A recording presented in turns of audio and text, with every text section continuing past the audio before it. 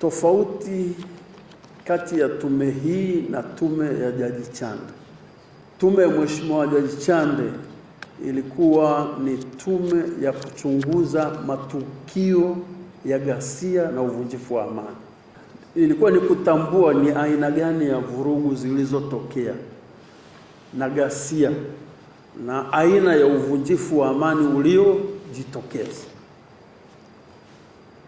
Haikwenda kwenye kuchunguza ni wakina nani waliopanga, kuratibu, kufadhili na kufanya zile ghasia.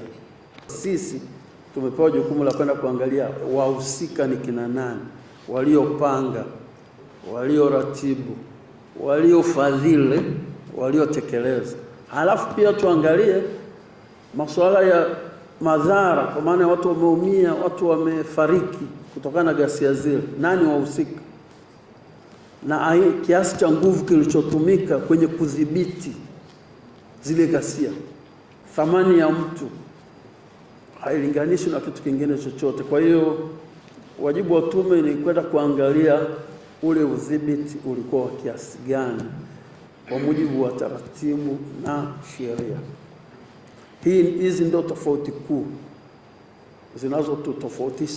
zinazotofautisha tume hii na tume ya Mheshimiwa Jaji Chande.